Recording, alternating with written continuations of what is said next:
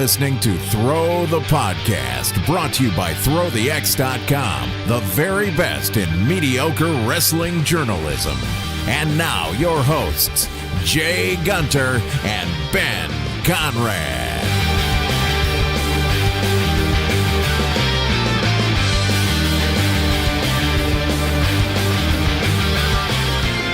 Hello, everyone, and welcome to Throw the Podcast Smackdown Review.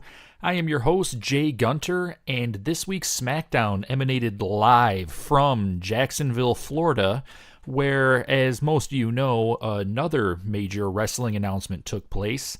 Yes, before this week's Smackdown, AEW, All Elite Wrestling, announced their arrival, if you will, and announced part of their talent and, of course, the all-in Double or Nothing pay-per-view. But that is a topic for a different podcast, namely myself and Ben Conrad this weekend. We're here to talk about some SmackDown. And this week's SmackDown, it had 4 wrestling matches. You had your WWE Champion, the new Daniel Bryan, face off against R-Truth.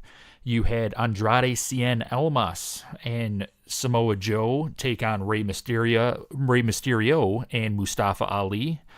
And then you had the WWE Smackdown Tag Team Champions, The Bar, take on the Usos. And then you had a triple threat match, Becky Lynch, Carmella, and Charlotte Flair. And let's get into it. So this week's SmackDown, the major takeaway I had from this week's SmackDown was the booking of the actual program. 2 matches in particular really stood out with this. First and foremost, SmackDown started with Daniel Bryan in the concessions, going all new Daniel Bryan and everybody talking about how meat's terrible, how we're just wasting away, eating unsustainable products and whatnot. Fast forward, he enters the arena, he gets down towards the ring area, and he's attacked by R-Truth. They go on to have a match. Daniel Bryan wins. He was walking back up the ramp, and then he is attacked by AJ Styles. And this was curious for me. It was wrong for me. First off, Daniel Bryan is a heel. And while AJ Styles has a great reason to jump him, beat him up, because Daniel Bryan's kind of done the same thing to him, R-Truth really didn't. I don't see the point of having your champion get jumped twice, especially in the beginning of the match. R-Truth really has no need to. He's not in a position to. Maybe they did it to push the fact that R-Truth is going to be entrant number 30 into this year's Royal Rumble, but they didn't really make that clear. They just started the match with R-Truth hopping a barrier and beating him up. That's kind of a heel tactic to me, which is the opposite of what they're going for R-Truth. Another example of the weird booking they had on this one, it was I don't even know what to call it. During the triple threat match, you had Becky Lynch, you had Carmella, and you had Charlotte Flair. Okay, this one, Carmella, is entrant number 30. These 3 ladies, the whole premise of the match was the winner was going to get to face Asuka for the women's championship. Becky Lynch had a great reason to be in the match. Charlotte Flair had a great reason to be in the match. Carmella didn't. Carmella is already entrant 30, as I said. She's already booked for the Royal Rumble. She shouldn't have been in this match. She's about to go to the Royal Rumble to try to earn her championship opportunity. By having her in this match, you could already pretty much eliminate her from actually winning. I think there was a lot of other women on the roster that deserved that spot. It's weird seeing a triple threat and knowing for a fact that one member has absolutely no chance of winning it. The match itself was excellent. The match itself was a very, very good women's match. And, I don't have anything wrong with it. It's just watching it and the booking choices that they made with it kind of confused me. It's kind of the same thing they did with the tag team champions, The Bar versus the Usos. So this match, it wasn't a title match. It was a match to earn a title opportunity. And this is what I don't get. If you're facing the tag team champions and you beat them, why does that just earn you a shot to face them again for their titles? If you beat the tag team champions, you should become the tag team champions. Now, this would have worked if the Usos faced, name your other tag team, the Good Brothers, or any of the other, tag teams, because they would be battling each other for the opportunity to do this. This wasn't the case. I don't think the tag team champions should be relegated to basically a number one contenders match for their own title. The booking is all over the place on that. I just don't understand it. If the Bar are your champions, then the Usos should be facing somebody to prove that they can actually get to the level that the Bar are at, not facing the Bar just to prove that they should face the Bar in the future for a shot at the tag team championships. It doesn't make a whole lot of sense to me. That one ended with the Usos losing. The Usos lost, off of an interference call. This week was just kind of all over the place. If you have an opportunity to sit down and watch it, I want you to kind of pay attention to this stuff. As far as an entertainment factor, this was pretty entertaining. You had Daniel Bryan, going further into his heel character. He's going all, green earth warrior on us. He's pushing the fact that he's vegan, which, if you know a vegan, that's pretty vegan of him to push the fact that he's a vegan. Every vegan I know reminds me that they're a vegan every 5 minutes or so. And so I think that this is a great way to incorporate his real life, feelings into this new character that they're molding. When Daniel Bryan originally started going heel, I don't think he had a real direction. I think he just came out and said, I'm the new Daniel Bryan, and he was just kind of feeling his way out. This week especially, he really showed where he's going with all this stuff.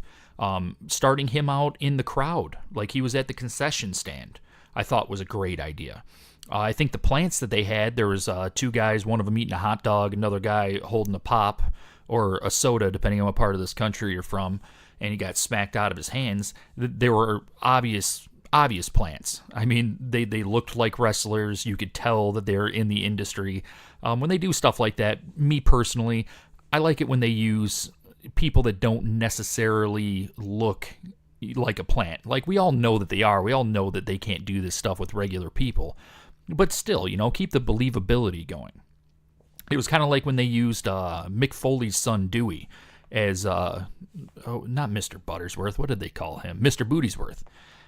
If they would have brought Dewey back and put him sitting there with a hot dog, that would have been believable to me. Like, I know who Dewey is, but I could still, suspend my disbelief and say, okay, there's a real person. But they didn't. Daniel Bryan was doing great. He was getting the crowd riled up. I thought it was a great way to open the show. And then, like I said, he gets down, and the attack by R-Truth just kind of killed it for me. I would love to say that I was able to get past these booking mistakes, but when you only have 4 wrestling matches on the card, and booking is questionable for 3 of them, it's really hard for me to sit there and it fully immerse myself, to fully enjoy what I'm watching. The tag team match itself, for the WWE champions, the Bar versus the Usos, it was a good match. Usos looked like they had it locked up. Rose came out and she kind of interfered. She came out in a towel, said, hey, Jay, I think I left my gold shorts in your locker room or whatever. And that's how the Bar ended up getting the win. But the real interesting part of all that really wasn't the match itself. It was what happened after. It was when The Miz, who we saw before this, talking to Shane McMahon about their new tag team, he came out and he basically challenged the Bar to a match. He got his face caved in. Sheamus hit a kick on him, but they accepted the match. He went to the back and he pretty much said it was all Shane's idea. He said Shane's, the one that told him that he needs to go out there and challenge him for it. Which, if you're watching the show, it's not exactly what Shane said. But he basically got them booked for the Royal Rumble. So your new Royal Rumble match is the greatest tag team ever, which is The Miz and, of course, Shane McMahon versus the Bar for the WWE Smackdown titles. For me, it's a weird setup for that. I don't think that the match was necessary in order for them to do that. They could have did that in a backstage segment. Hell, the Usos with the interference and everything could have did that in a backstage segment. To throw them together in a match, especially a non-title match, for a number one contender spot when they're already facing the champions, I think did none of these guys any justice. It is really hard to explain. If you sit down and watch SmackDown, I'm sure most of you out there will agree with me that the booking kind of ruined that also. The one high point, the triple threat match. The women's triple threat match was excellent. I thought the storytelling in it was great. When it started, I worried about Carmella. Carmella, I'm not going to say that she's a horrible wrestler, but she's not to the level that Becky Lynch or Flair are at. And it kind of worried me that it would throw me off a little bit. That when it was her turn to be in the ring, when it was her turn to kind of carry some of the action, that I was going to look at it and just kind of stop caring. She actually held her own pretty well. The match itself was easily the best match of the night. It's probably one of Carmella's better matches ever, to be honest with you. And it ended like it should. It ended with, of course, the last kicker herself, Becky Lynch, winning and being able to challenge for the title at WrestleMania. At WrestleMania, Jesus. At the Royal Rumble. I'm getting a little ahead of myself. She'll be at WrestleMania challenging for a title too, trust me. But so you got her and Asuka at SmackDown. This match was one of the few that were on the card that, even though the booking wasn't strong in it, I was able to really get into, and I think you guys are going to enjoy that.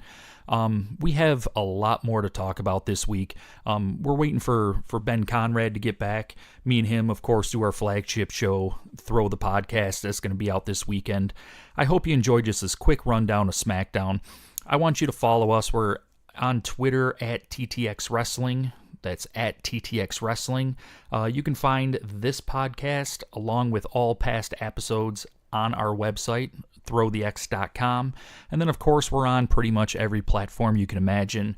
Google Podcast, Apple Podcast, iTunes, Google Play, Podbean, Stitcher. We're on them all. If you can listen to a podcast, trust me, you can find ours. Just make sure you search for Throw the Podcast. We'll be on there. I want to thank you for taking a little time out of your day to talk some SmackDown with me, and we'll be seeing you in a couple days.